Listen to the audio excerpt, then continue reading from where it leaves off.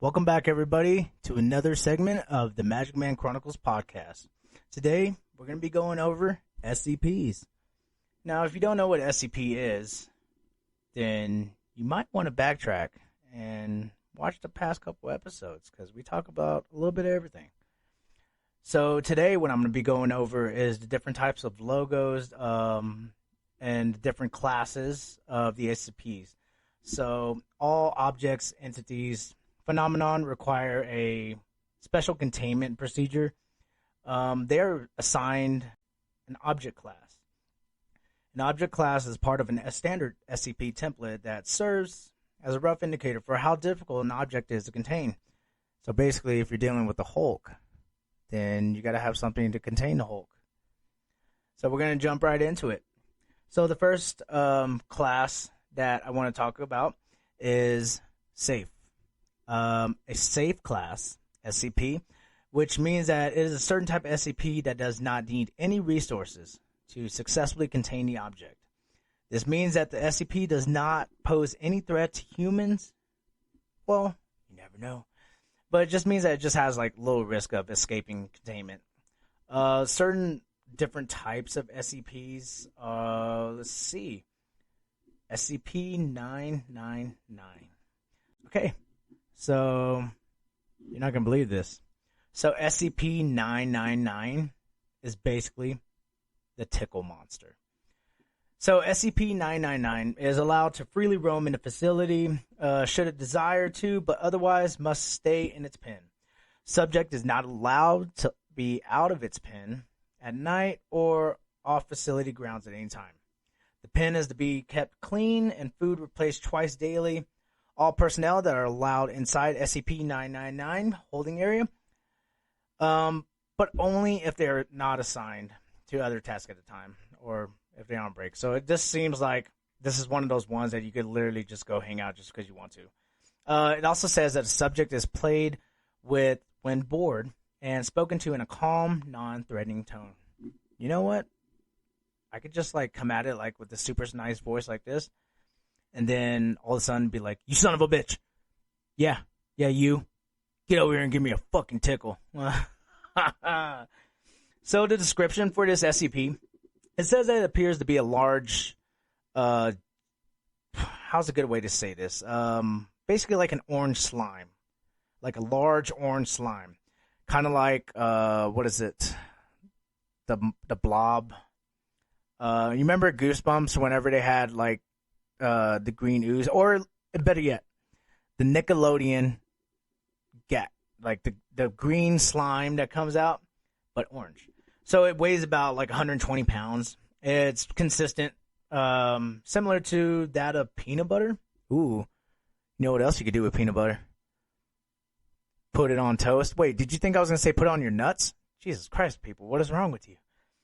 So it, basically that. Most of the time, it's in the form of a large beanbag. So, this sounds like a super friendly one. So, that's considered in the safe category. Let's jump into something a little bit different.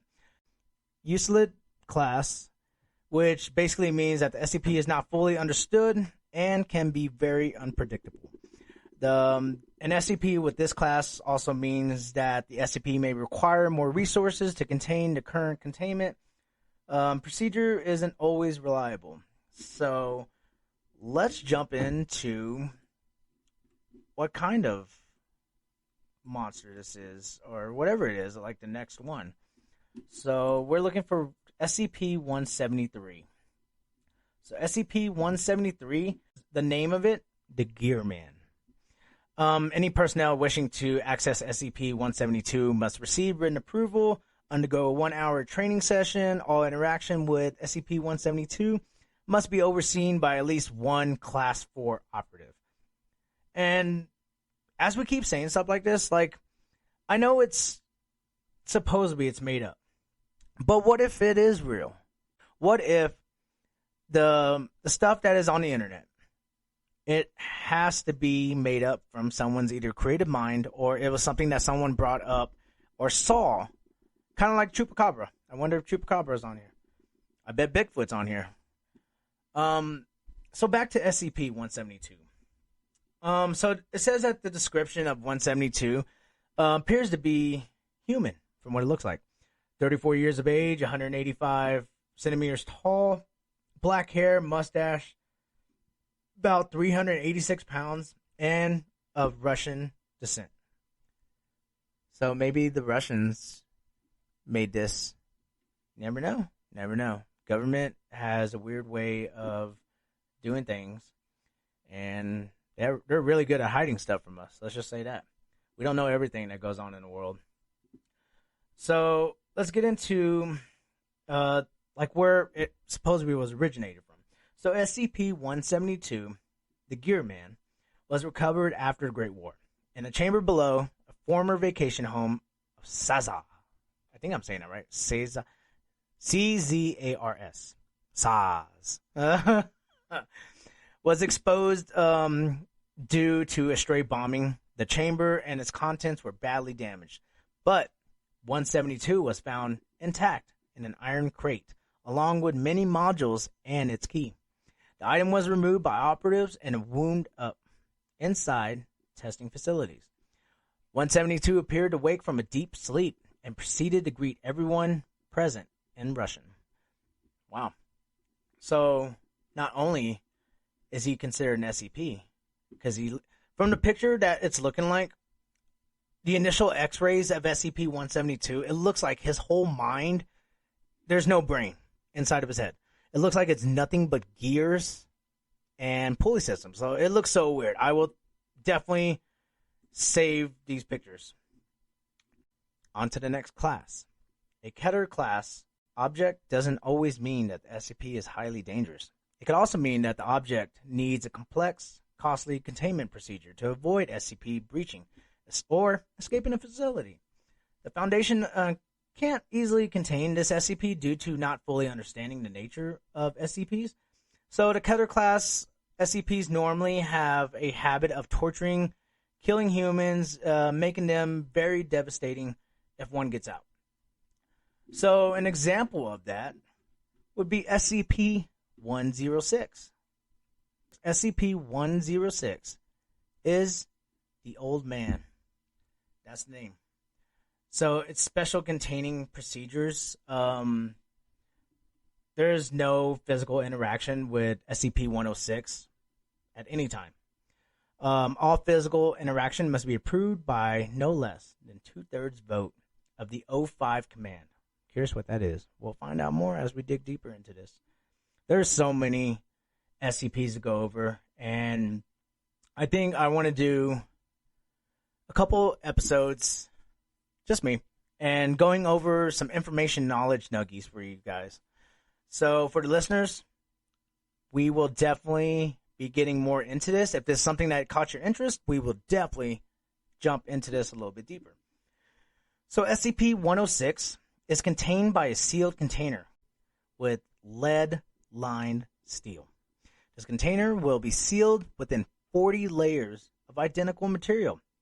Each layer is separated by no less than 36 centimeters of empty space, so there's no getting out of this in a way. I mean, it's kind of like a straitjacket, but in a wall form. So let's get into what SCP-106 description. So it appears that he is an elderly humanoid, with the general appearance of advanced decomposition. This appearance may vary by the rotting quality that is observed in all forms. SCP-106 is not exceptionally agile and will remain motionless for days at a time, waiting for prey, waiting for that bow. SCP-106 is also capable of scaling any vertical surface and can remain suspended upside down indefinitely. When attacking, SCP-106 will attempt to incapacitate prey by damaging their major organs, muscle groups, or tendons. Then pull disabled prey into its pocket dimension. That's interesting. SCP also appears to prefer human prey items in the 10 to 25 years of age bracket. So it also says that SCP-106 causes a corrosion effect in all solid matter it touches. engaging a physical breakdown in materials several seconds after contact. This is observed as rusting, rotting, and cracking of materials, and the creation of a black mucus-like substance similar to the material coating of SCP-106 is to living tissue, and it is assumed to be a pre-digestion action. I don't know why, but corrosion continues for 6 hours after contact. That's some crazy stuff. So let's look at another one, and since we're getting into Keter, which is the class that we're talking about now, I think that we are learning a lot more than anticipated, because like there is so much that goes on in the SCP, which is so crazy. I cannot believe how much there is. I mean, as I'm scrolling through these, I found another one that is considered a Keter. So another Keter is, so SCP-682 must be destroyed as soon as possible. At this time, no means available to SCP teams capable of destroying it. So, only able to cause massive physical damage. So the description for SCP-682 is a very large reptile-like creature of unknown origins. It's an alien. It appears to be extremely intelligent and was observed to engage in complex communication with another SCP during their limited time of exposure. So the SCP that he was exposed, or that he was in complex communication with, is called Old AI. So SCP-079, we're jumping on to another, we're talking about the one that 682 was talking to. And SCP-079 is, the description of it is a sorcerer microcomputer built in 1978. In 1981, its owner, blank, which doesn't show, I don't know why, supposed to be deceased.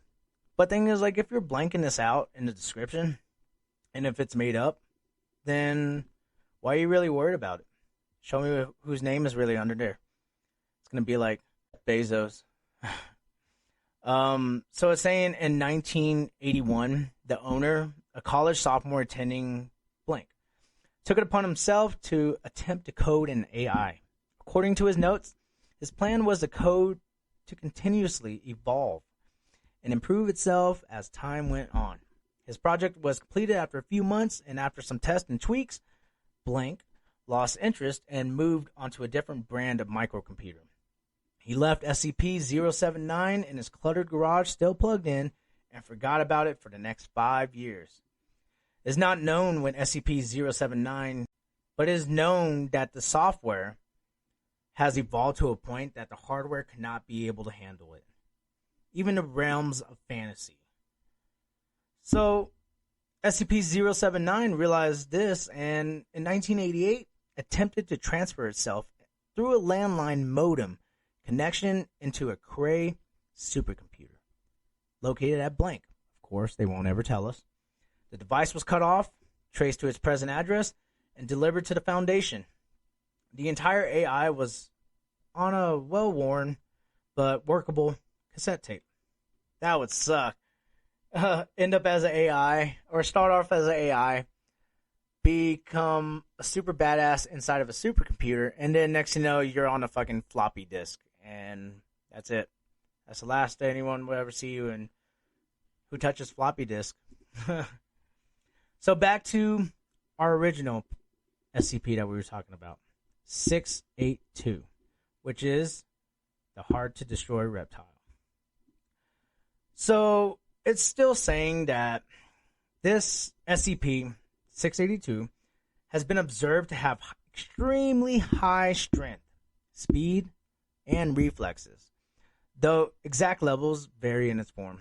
The physical body of SCP-682 grows and changes very quickly, growing or decreasing in size as it consumes or shreds material. So SCP-682 gains energy from anything it ingests, organic or inorganic. That would suck. So there's a lot of stuff on here that's going over this, about this one SCP, and there's so much just over there. I was just giving you just a little small breakdown of just this one in general. Okay, so let's jump into the next class. I don't even know if I could pronounce this. Domino? Domino? I don't know how to pronounce it. I'm just going to take a wild guess. And Domino. With a TH, not a D. Oh, wait. Phenomenal. That's what I'm thinking of. Damn, I'm high. So, the next class of SCP is used to contain other SCPs. So, basically, it's like a... Let's put it in better perspective. It's like the Flash catching the other speedsters in the Speed Force. Whether they're bad, good, whatever. So even through existence of one terminal, I don't know how to say his name. It's classified as the highest level of foundations and their locations. And the functions are known to a few Foundation personnel that are not even in the O5 Council. You know what? I'm curious. Let's look up what the O5 Council... Okay, so I looked up the O5 Council, supposedly that we keep hearing while I'm talking about the SCPs.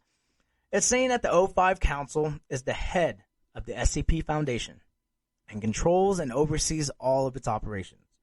The O5 Council members are given a numerical destination from 1 to 7. If you select to be an O5 on the Chaos Insurgency. Okay, sorry about that. I had to take a quick pause. And now that we know what the O5 Council is, we're going to jump right back into the classes of the SCPs. So, neutralized. That's one of the logos.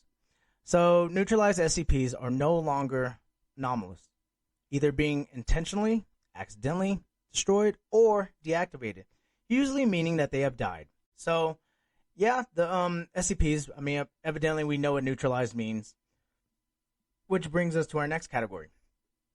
Explained. Explained SCPs are commonly articles about anomalies that are completely or fully understood to the point where their effects are now explainable by the mainstream science or a phenomenon that has been debunked or falsely mistaken as anomaly.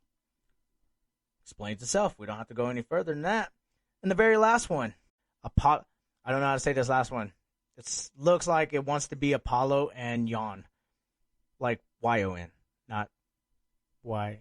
Wait, fuck, I forgot how to spell Yon. God damn it, I'm so stoned. Okay, so Apollon, let's just say that. SCP is an object that is currently impossible to contain and can potentially lead to the end of the world scenario. So, we basically know that the last category, the last class, is basically one of those anomalies that can end the entire world. That's crazy. I think Cthulhu is in there. I feel like he should be. If not, Mufasa. All right. Well, I'm glad you stopped in to listen to this. And I'm glad to give you some information, probably that you didn't know about or you probably did know about. But thank you for tuning in. Stay updated with our newest videos. Check out the links to my TikTok, my YouTube, and my email. So from the Magikman Chronicles podcast, thank you for watching. Stay tuned for more content.